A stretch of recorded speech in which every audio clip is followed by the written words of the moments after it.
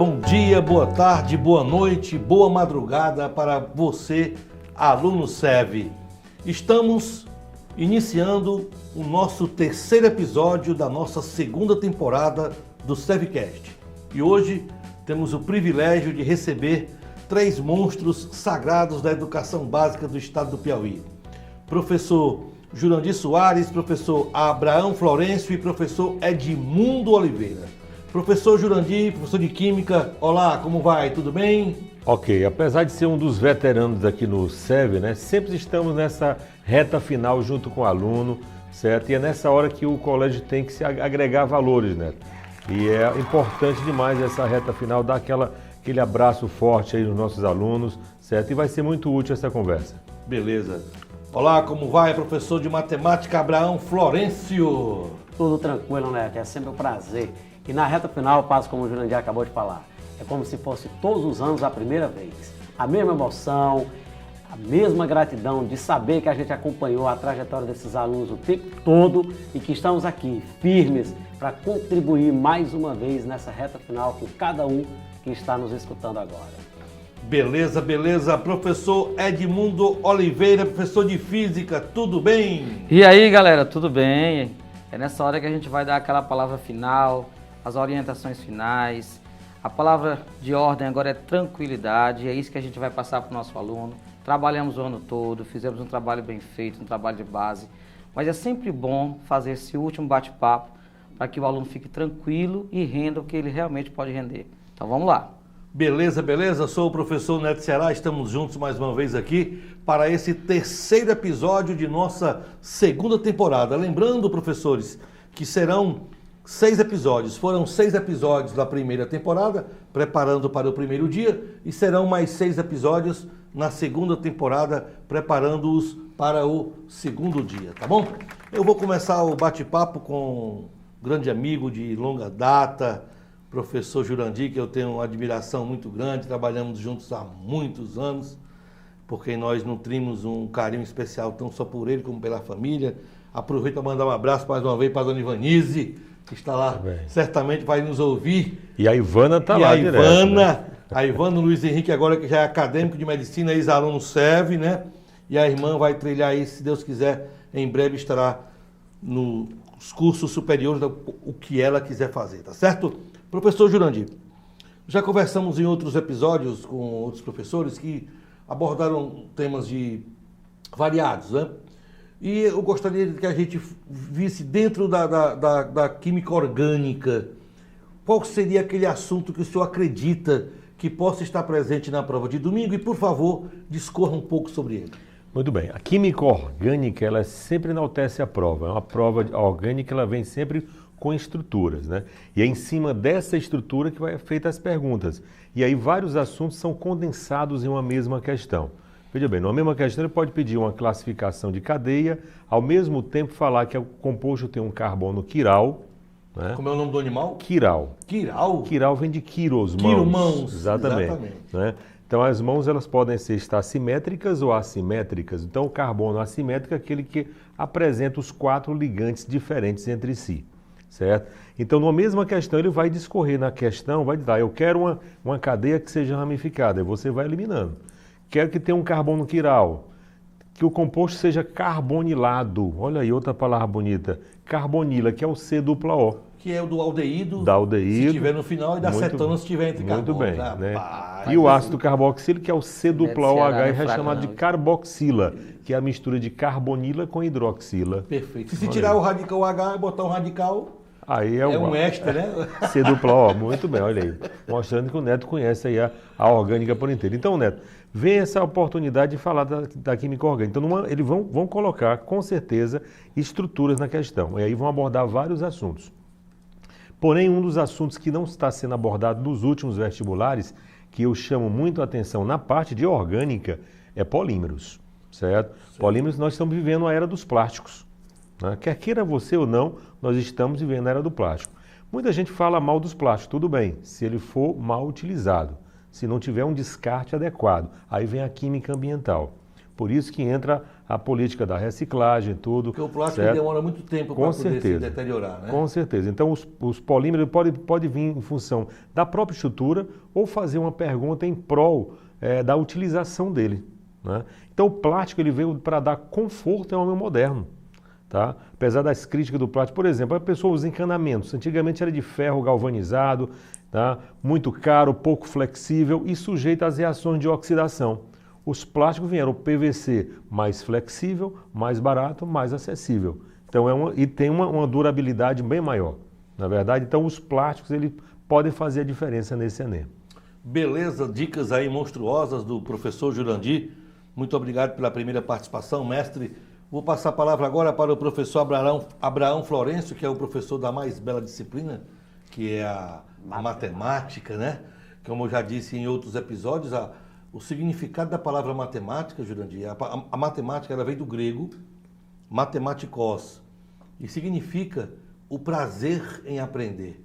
Então, ao pé da letra, matemática significa o prazer em aprender. E como nós temos prazer em aprender e continuar aprendendo, né, professor Abraão? Isso. Já que seremos sempre eternos aprendizes, né?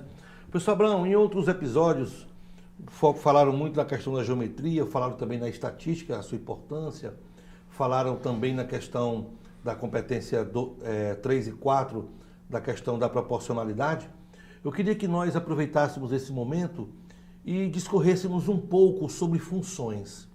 Em sua opinião, o assunto funções, um assunto rico, temos vários tipos de funções. Qual seria a sua aposta? Olha, nos últimos episódios do Enem, vocês têm percebido, os alunos inclusive, que tem caído bastante sobre logaritmo e exponencial. Então são funções que anteriormente, uns 5 anos atrás, não se via tanto. E nos últimos 5 anos a gente tem visto muito, inclusive com aplicações belíssimas, principalmente de logaritmo, tá? Então essa questão da função em relação aos crescimentos ou decrescimentos populacionais, a parte financeira também que tem entrado, tem sido muito importante, eu tenho realçado bastante com os alunos.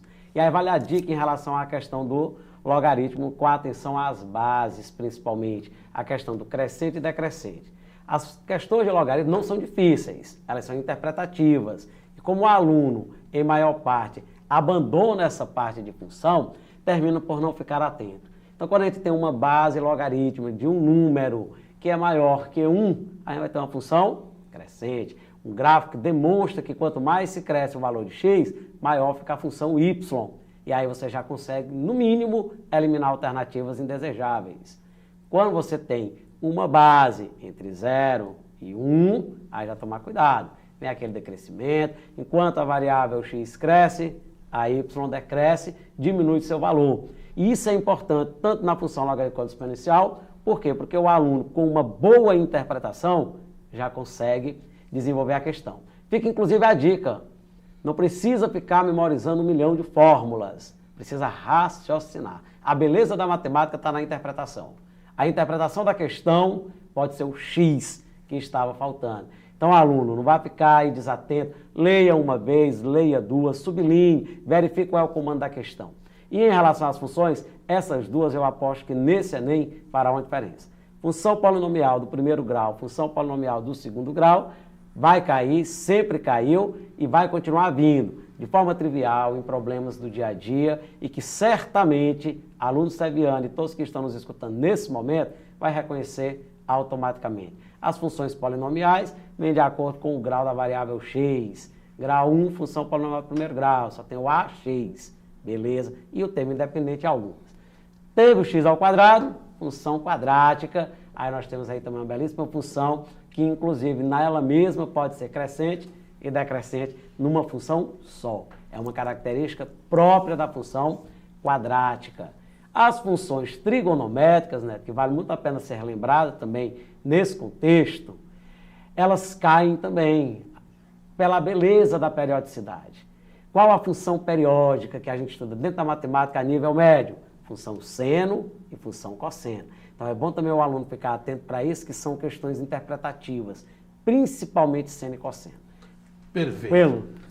Belas palavras, aproveitando apenas mais um detalhe, dentro da função cênica, você lembrar também da questão dos máximos e mínimos, né? Tranquilo. A questão da amplitude, né? Isso, às a vezes altura da onda. Ela vem associada também à prova de física. E na química, Neto, quando ele falou em logaritmo, não se estuda pH e pH sem saber logaritmo. Claro. Quero até, inclusive, Neto, dizer para os alunos que nesse ano eles têm muita sorte, viu? Vocês não estão concorrendo com o Neto Ceará. Vocês perceberam aí que ele manja de tudo, viu, pessoal? Manjava, hoje eu manjo mais de nada. Professor Edmundo Oliveira, amicíssimo de professor Tássio Adriano. O homem aí, Renatão, está construindo uma mansão ali que, rapaz, se eu não for para a inauguração, eu não tenho nem perigo, quero nem saber. 3 dias só pra Tá pagar. demissão. Rapaz disse que se ele brigar com a mulher para se encontrar com ela em casa é 1 ano. Ele não quer, tanto é 1 ano rodando atrás do outro dentro de casa e não acha. Eita, benza a Deus. Professor Edmundo Oliveira, o homem da física. Em outros episódios também foi falado também da física elétrica, da importância da questão da física elétrica. Foi falado também da mecânica, né, a questão do trabalho, potência, energia, né? E um pouco também de ondas, mas muito assim, não tão detalhado. Por obséquio, dentro do assunto ondulatória especificamente, você acha importante destacar algum conteúdo, algum tema? Professor Neto, a ondulatória é um conteúdo que sempre será abordado em qualquer vestibular. Independente de ser Enem. Independente de ser Enem. Então o aluno tem que saber ondulatória. Ele tem que também saber ondulatória para fazer vários cursos, como física, engenharia, medicina, ele tem que manjar ondulatória. Então, o conteúdo que o aluno tem que estudar e que é presença certa no Enem, tá certo? Nos episódios anteriores, os professores devem ter destacado a importância da potência, né? A potência, que é a energia pelo tempo, você vê na física 1, 2 e 3. Então, dentro da ondulatória, a gente trabalha energia, portanto, também potência, né? Que é a energia de uma onda eletromagnética. Aí é importante lembrar, quanto maior a frequência da onda, mais energia ela carrega, né? Que onda é transporte de energia. Então, a quantidade de energia que essa onda carrega depende da frequência, da oscilação da fonte. Quanto maior a frequência, maior a energia. Lembrar que eu posso calcular a energia de, por exemplo, se eu estou falando de uma onda luminosa, né, da luz, ou de uma onda qualquer, né? Quando eu falo de luz, a gente pode dizer que a menor porção de luz que a gente pode quantificar é um fóton.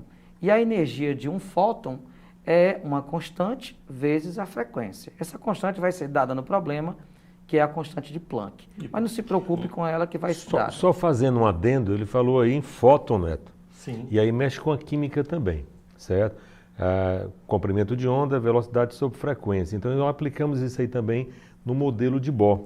As reações chamadas reações de quimioluminescência, que já foi abordado no Enem, e a resposta era essa palavra. São reações químicas que são influenciadas pela luz. Como, por exemplo, a reação que ocorre no vagalume é devido a uma substância chamada luciferina, que impulsionada por um impulso magnético. Então, né? quem botou bateria em vagalume foi luciferina. Luciferina. Eu tinha essa dúvida que E a tinha outra, botado bateria em vagalume. e Luciferina. estudando isso aí, o homem criou o luminol, que é utilizado hoje para detectar vestígios de sangue, em locais de crime e tal, que auxilia muito a ciência aí.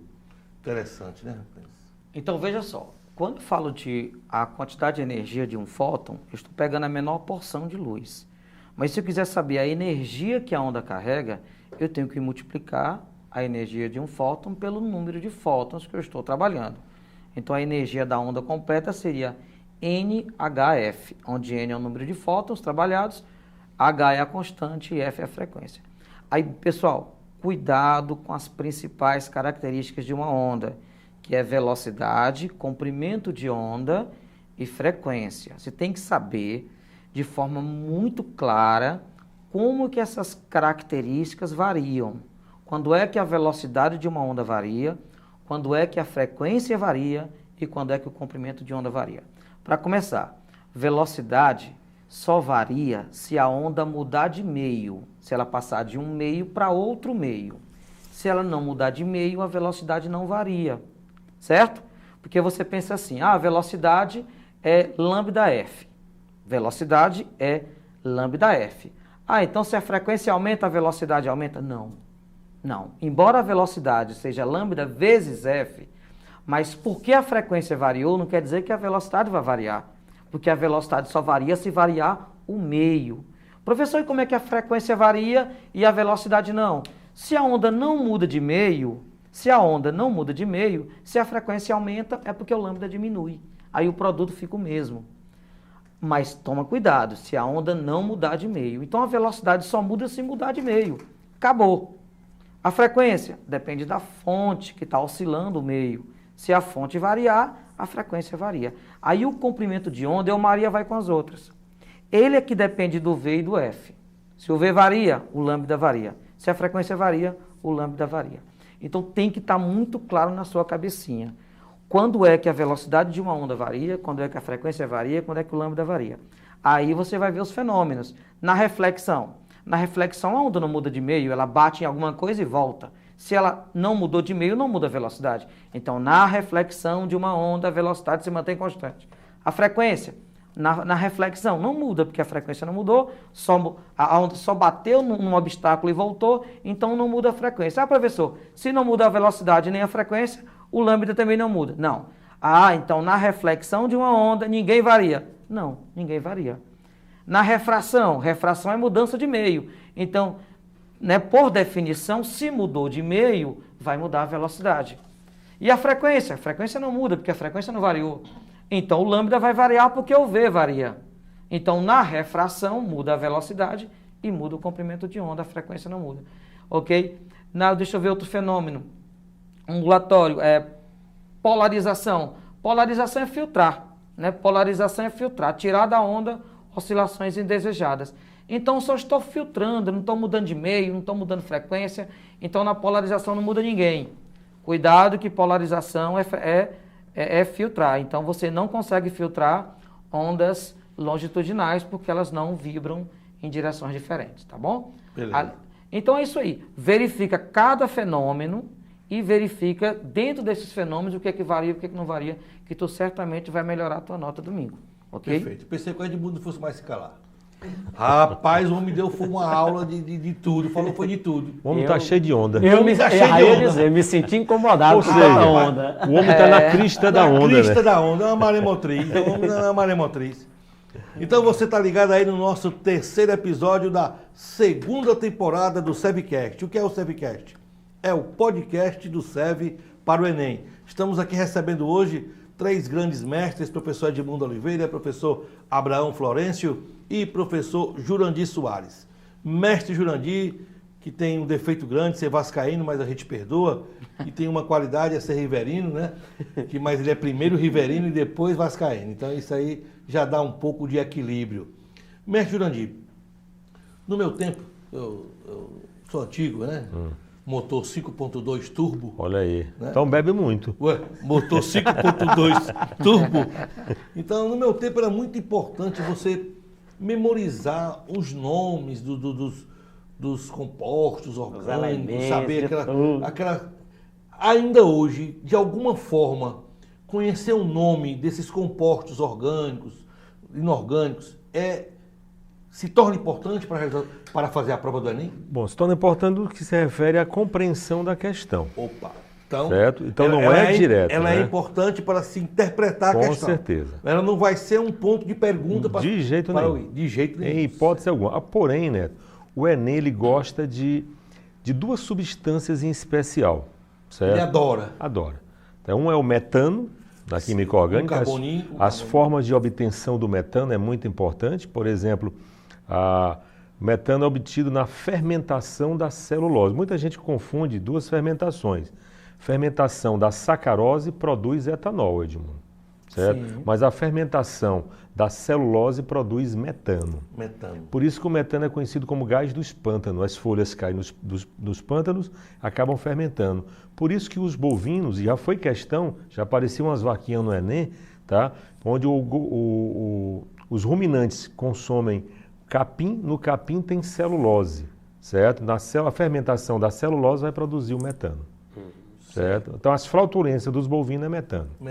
Então, outra forma de encontrar o metano é nos bolsões de petróleo. O petróleo está lá no final, tem a camada de gás natural. que é metano e etano. Por isso que o petróleo jorra quando ocorre a prospecção do petróleo. Outra maneira é nos biodigestores, né? O metano é um combustível. Então, os biodigestores, que é uma energia renovável, né? Pode ser obtido metano a partir dos biodigestores. E a outra é na destilação seca da hulha na fração gasosa. Também se obtém metano. Então, o metano é sempre uma figurinha carimbada. E a outra, né, devido ao seu uso e aplicação no dia a dia, é o bicarbonato de sódio. Todo mundo devia ter bicarbonato de sódio em casa. Por quê? Vamos lá. Primeiro, ele pode... Você sabe que a acidez estomacal excessiva, conhecida como azia, certo? Pode ser combatida com bicarbonato através do sais de fruta. Acontece a reação, sai CO2, ou por cima ou por baixo, mas sai.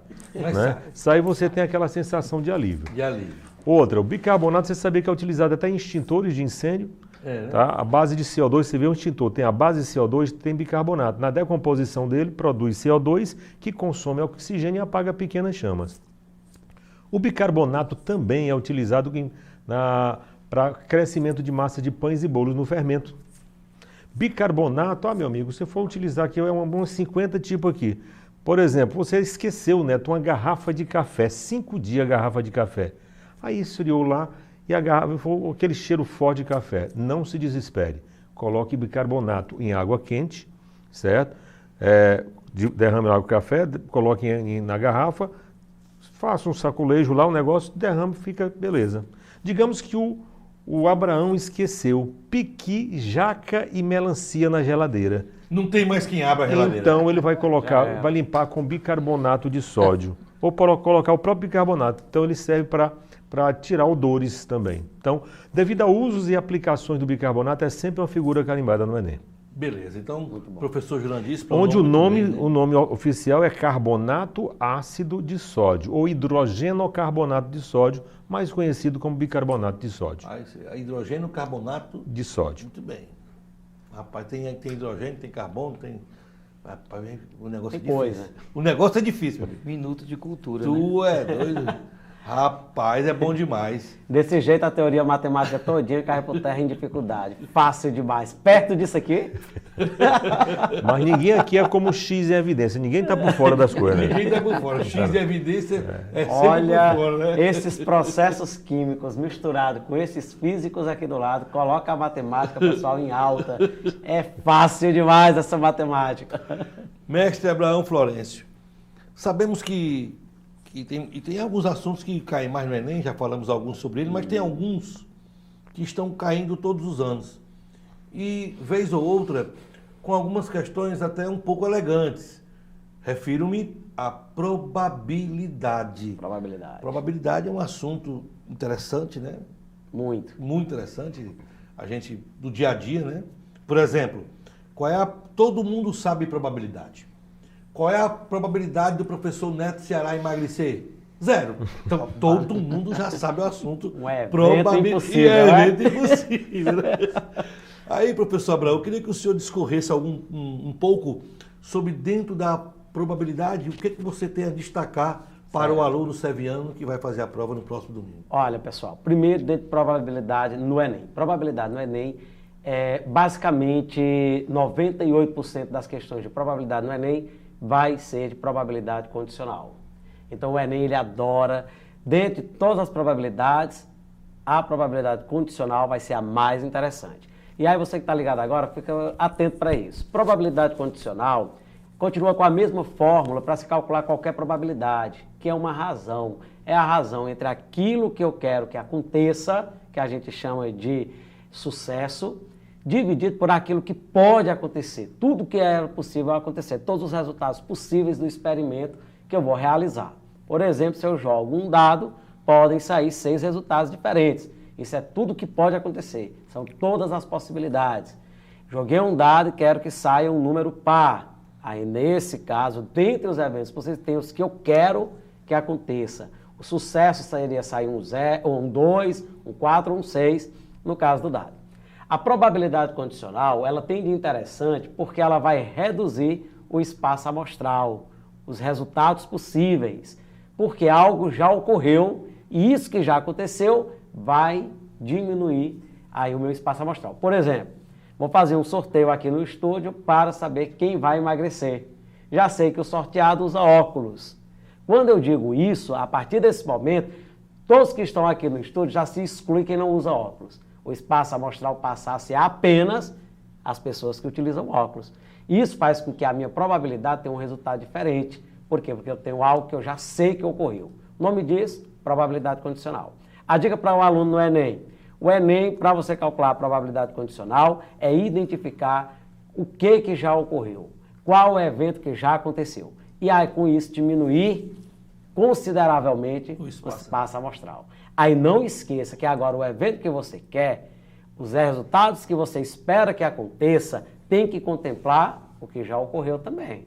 Não vá entre os que, por exemplo, eu quero sortear aqui no estúdio uma pessoa do sexo feminino. Se eu já sei que a pessoa usa óculos, tem que ser uma pessoa do sexo feminino que use óculos, porque é a condição que já ocorreu. Daí o nome condicional. Então, Neto, é uma questão que cai, não é uma questão nível 1, geralmente probabilidade é nível 3, e aí vale uma outra dica preciosa para os nossos alunos. O Enem ele é TRI, Teoria de Resposta ao Item, e eles têm que entender que dentro do Enem a correção é diferente. Não é a quantidade de questões que eu acertei apenas que vai ser considerado, mas que tipo de questão que eu acertei. O nome disso é coerência pedagógica. Se eu acertar todas as questões de probabilidade, mas eu tiver errado as de análise combinatória, o aluno que acertou todas de combinatória e errou as de probabilidade em mesma quantidade, terá uma nota maior. Por quê? Porque para o Enem, análise combinatória seria mais simples. Probabilidade seria mais complexo. Eu não posso acertar as difíceis e errar as fáceis. Perde ponto. Porque senão a gente perde ponto. Então fica ligado nisso. Outra dica, pegou uma questão de probabilidade, geralmente são 2 ou 3 que acontecem no máximo no Enem, não faça logo de primeira. Deixa para ser uma questão que você faça depois que fez as demais, para você ganhar tempo e não se desesperar. Pronto, dicas fantásticas aí do professor Abraão Florencio, no nosso terceiro episódio da nossa segunda temporada aqui do nosso SEVcast.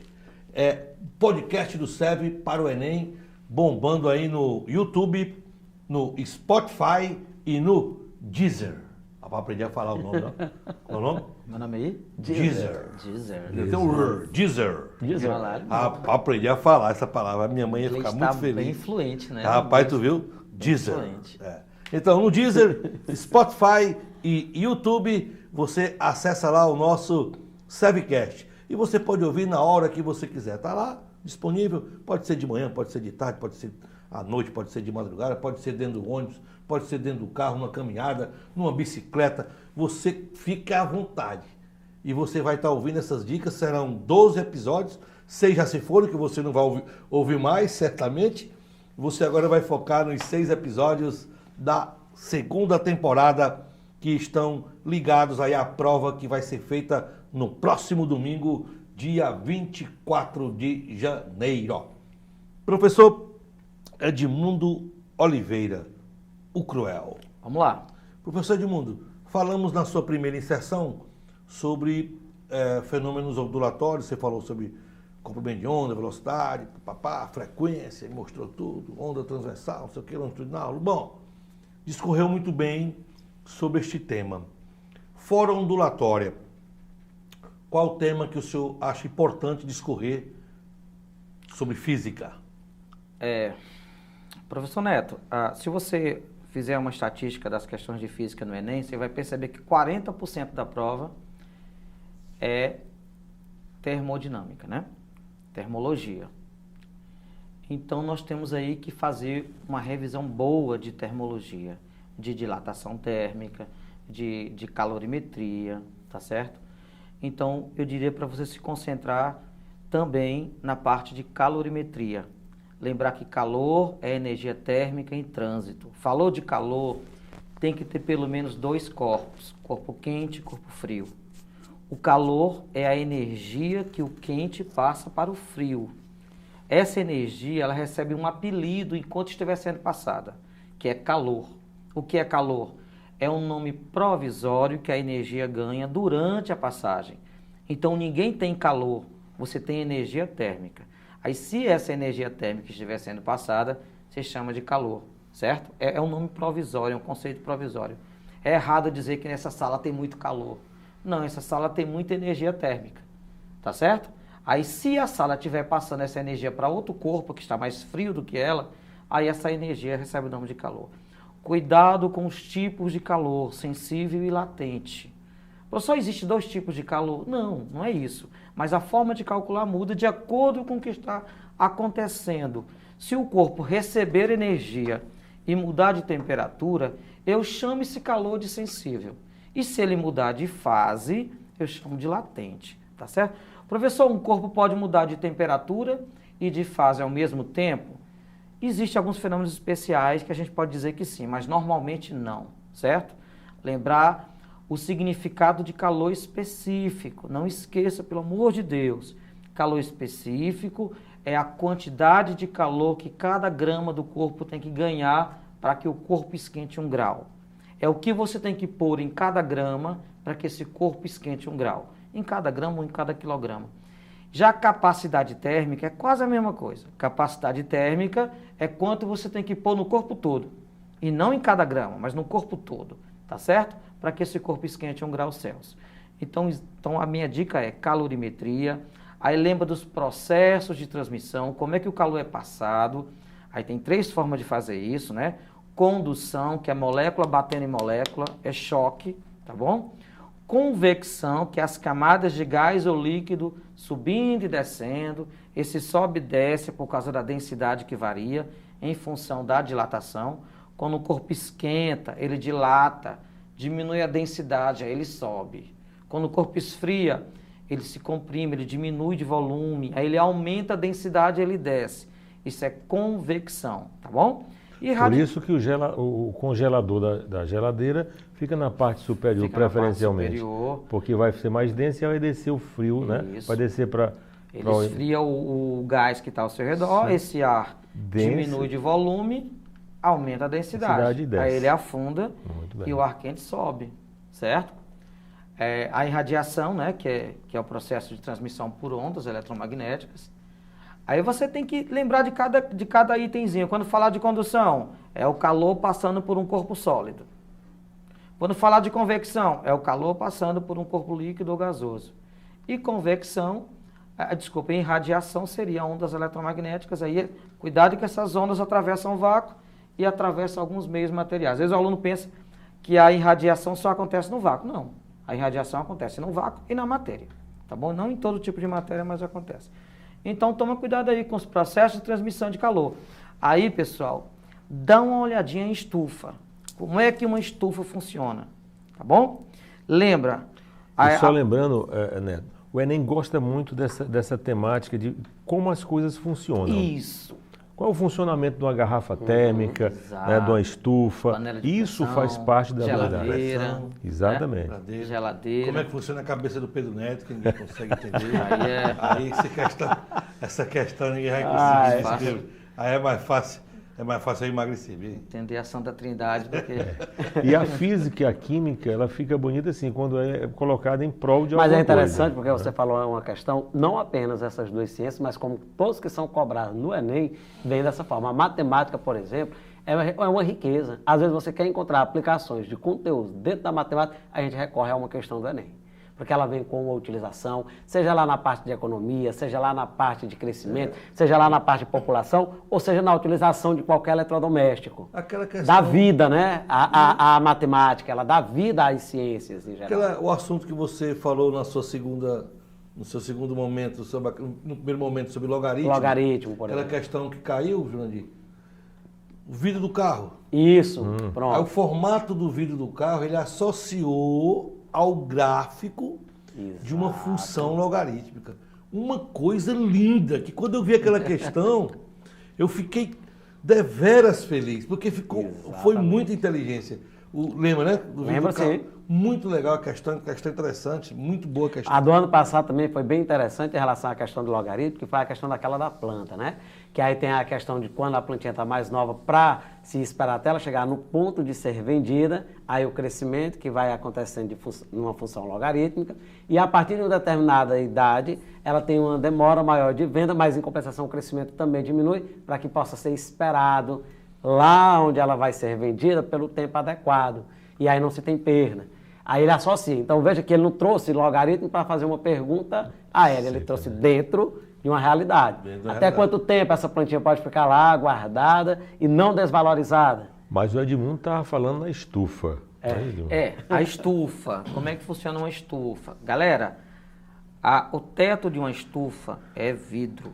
Esse vidro deixa as ondas, os raios solares, né, que é a luz visível, e o ultravioleta passar, porque o comprimento de onda é pequeno. Ei, lembra que quanto menor o comprimento de onda, menor é a região que a onda pode passar.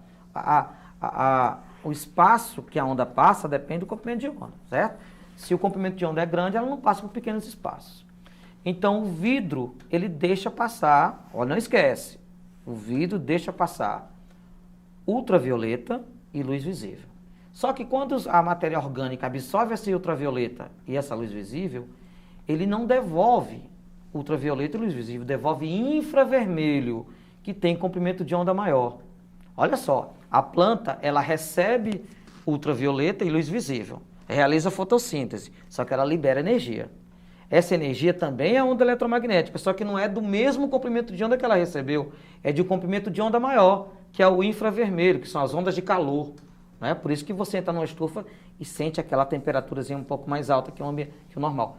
Então ela absorve ultravioleta e luz visível, realiza fotossíntese e devolve para o meio e infravermelho. Só que o comprimento de onda do infravermelho é maior, aí não passa mais pelo vidro e essa energia fica presa na estufa. Então a função da estufa é aumentar o tamanho do comprimento de onda, porque se aumentou o tamanho do comprimento de onda, transformou em infravermelho. Na verdade, né, Neto, interessante calma, isso aí, assim, né? calma. A estufa não faz isso.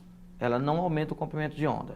A estufa, quem aumenta o comprimento de onda é a planta em si. É a planta. Ela tenha estufa ou não. Ou não. Qualquer planta, qualquer matéria orgânica, isso também acontece com o ser humano, com qualquer corpo vivo, né? Qualquer matéria orgânica ou não vivo, mas desde que seja orgânico, ela recebe esse ultravioleta e devolve infravermelho, tendo estufa ou não. Então quem transforma é a planta. O que a estufa faz é deixar o ultravioleta passar e não deixar o infravermelho passar. Então sabido. Não adianta você saber que a estufa retém calor. Não, tem que saber como, certo? Já a panela de pressão serve para quê? Para aumentar a pressão, por isso que é panela de pressão. Professor, o que tem a ver? Se você aumenta a pressão em cima da água, por exemplo, a molécula tem mais dificuldade para se soltar, porque tem uma pressão em cima dela. Então, tu pode esquentar a água acima de 100 graus Celsius e as moléculas não se soltam. A água fica líquida acima de 100 graus Celsius. Professor, e o que tem a ver isso? Quanto mais quente a água, melhor ela cozinha o alimento, certo? Errado. Não é melhor, é mais rápido. Mais rápido. Não tem melhoria de qualidade, sim de tempo. Mas se o cozimento é mais rápido, é economia de gás. Mais rápido. Aí gera uma economia de gás. Aí é a questão do P1, como é que é? P1, V1, T1, como é que é? PV igual a NRT, rapaz. É com o mesmo volume, não. É P1, V1 sobre T1 igual P2, V2 sobre T2, né? Ah, sim, sim. Aí o mesmo volume... O mesmo volume aumentou mas a temperatura. Antes que o professor Jurandir se zangue, vamos lá. Na panela de pressão tem uma válvula de controle da pressão para ela não explodir. Então você tem uma pequena quantidade de gás vazando ali. Por quê? Porque se está se fornecendo calor, a molécula ganha velocidade, aumenta a pressão. Se eu não estar liberando um pouquinho de vapor, né, essa pressão vai aumentar até explodir. Então na panela de pressão tem saída de moléculas.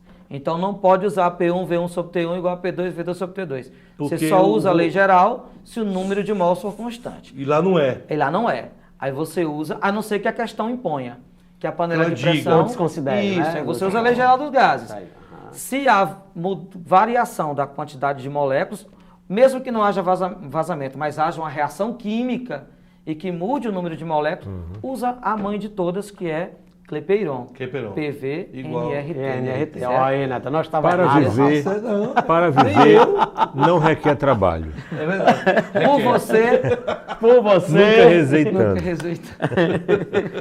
Falar E coisas tem uma obscenas. versão que nem pode dizer aqui, né? Não pode. Obviamente. Pra quê, né? Não, vamos, por favor, mantenhamos... Como não sei o horário que você está escutando isso, Mantém- vamos evitar. Mantenhamos a compostura. E aí, ó, esse conteúdo de gases, termodinâmica, é importante porque está na física e na química, praticamente idêntico. A diferença é que o professor de química se atém mais à molécula e o professor de física mais ao recipiente onde o gás está. Muito bem esclarecido, bate-papo muito rico. Estamos já chegando aqui ao final do nosso... Já? Cegocast. Gente, que é isso, nem senti. Rápido, né? Já estamos aqui com 40 minutos que a gente conversa já. É um bate-papo realmente muito rápido, se passa muito rápido, porque flui bastante, né? Informações ricas. Vou me despedindo aqui, começando já a pedir que você dê o seu alô final, sua dica final, sua palavra final. Fique à vontade, professor Jurandir, a voz de ouro. Muito bem. Olha só, eu sou um observador do Enem, né? Veja bem, na prova que aconteceu no último domingo, a geografia às vezes casa muito bem com a química, na questão ambiental. E não vi muitas questões de química ambiental na geografia. Quer dizer que pode ter guardado para a química, não é verdade? Então a química ambiental, pessoal, ela é muito importante, né? Para a vida, para a vida. Por exemplo, o processo de calagem, que é a correção do pH ácido do solo, tá? Se o solo está ácido, precisa de uma solução Mas básica. a voz do Jurandir é bonita, certo? né? Assim, né? O bicho fala bem. Olha só, pelo menos a voz, né? A voz de ouro. Então, a questão ambiental, né, passando por aquecimento, né, global, tem a ver com química também, a poluição. Então, todas essas questões ambientais que circundam a química e a geografia é sempre abordado. Como na geografia não foi muito abordado, quem sabe se não guardaram para a prova de química. Então, para mim, vem química ambiental forte nesse Enem. Certo? Certo. Pode se despedir dos alunos, pode dar aquela Muito palavra bem, final. muito bem. Pessoal, olha, e como foi um ano, né, desafiador está sendo ainda, tá, mas temos a plena convicção da sensação do dever cumprido, Neto. Tá, nós fizemos de tudo, tá, para levar informação aos nossos alunos. E o SEV não poupou esforços para isso, né, nos deu os meios para que isso acontecesse. Tá? A parte tecnológica que funcionou muito bem. E eu quero aqui agradecer em nome da equipe, tá? E principalmente da equipe de Química, em que eu faço parte, né? Nosso coordenador, o professor Cláudio, temos o Alcides, o Emerson, tá? Muita gente. Antônio Leite, Alvarenga, professor Éder, professor Carlos Alberto, Abel. Eu esqueci algum, né? Rapaz, é muita gente. Luciano Carlos, o Tadeu, o Ivan, quer dizer, uma equipe muito forte, muito forte mesmo. Uma equipe monstruosa, na verdade. Muito forte, muito forte. Então eu enalteço o trabalho de todos os professores desse ano que nós nos sobressaímos, né? Ninguém estava atento a dominar as tecnologias. Só a Geomar também. Só a Geomar. As tecnologias, né, foram impostas para a gente num ritmo muito forte. Tá? E mesmo assim o professor se sobressaiu sobre todas as dificuldades e levamos as informações para os nossos alunos. Por isso nós estamos confiantes nessa prova, tá? E os nossos alunos que acompanharam direitinho vão sair bem. Fé em Deus, vão sair bem, né? Beleza, obrigado pela presença, professor Jurandir. Seu alô final, professor Abraão, obrigado pela presença. Foi um prazer incrível. E aproveito as palavras do Jurandir, inclusive, para dizer que o time de matemática também não fica por menos. Um time bastante capaz, que traz aí várias frentes matemáticas, cada um com a sua maneira, cada um com sua didática, trazendo desde aí o brincalhão do Wagner Filho, que com certeza vai ter também um momento aí com vocês, como o lindão aí do Jean Carlos, o pequenininho do Abraão, o Henrique Teixeira, o próprio Neto Ceará, dentre outros matemáticos que passaram aí por essa trajetória junto com vocês. Foi um ano diferente, foi um ano atípico pelos meios que utilizamos para chegar até vocês, mas que se tornou um ano também prazeroso por a gente ter certeza que contribuímos com todo o conteúdo necessário para que vocês, nessa última etapa, consigam o êxito que estão esperando. É um abraço para a vitória, é a aprovação de certo. Muita calma nessa hora, concentrem-se na prova e saibam que a bagagem está dentro de cada um de vocês. É só procurar direitinho, com calma. Boa prova para todos que estão me ouvindo e força, firme. 45 questões de matemática, 1/4 da prova, e que certamente, ao contrário dos demais, não vou dizer qual o assunto que mais cai, porque na matemática, como são várias questões, cai um pouquinho de cada um. Alguns mais, outros menos, mas todos caem. E aí você vai saber fazer. Beleza, valeu, obrigado, professor Abraão Florencio. Seu alô final, professor Edmundo Oliveira. Pessoal, esse ano eu fiquei emocionado com os alunos pela dificuldade que eles tiveram que enfrentar, né? Assistir a aula online não é fácil. E a gente via cada aula, a cada revisão, o esforço do aluno, o aluno fazendo força para aprender, perguntando nas aulas, no chat, no WhatsApp, o aluno correndo atrás do conhecimento, às vezes um pouco desamparado, porque o professor está longe, né? Mas eu via muito sacrifício, muita renúncia, pessoal em casa. Então vocês são merecedores, vocês vão conseguir o sucesso nessa prova, tá certo? Pelo sacrifício de vocês, nós estamos torcendo por vocês. Use o nervosismo a seu favor. Quando você está nervoso, você fica mais atento aos detalhes, você fica com o alerta ligado todo o tempo. Então, estar nervoso também pode ser bom pelo fato de você estar atento, tá bom? Nós estamos torcendo por vocês, vocês são merecedores e eu queria estar na festa da vitória de vocês. Um abraço a todos e até o resultado. Valeu, muito obrigado aos professores Edmundo Oliveira, Abraão Florencio e Jurandir Soares. Estamos aqui encerrando o nosso 3º episódio da 2ª temporada do Sevcast. Em breve, encontrar-nos-emos no 4º episódio. Até lá, tchau, galera!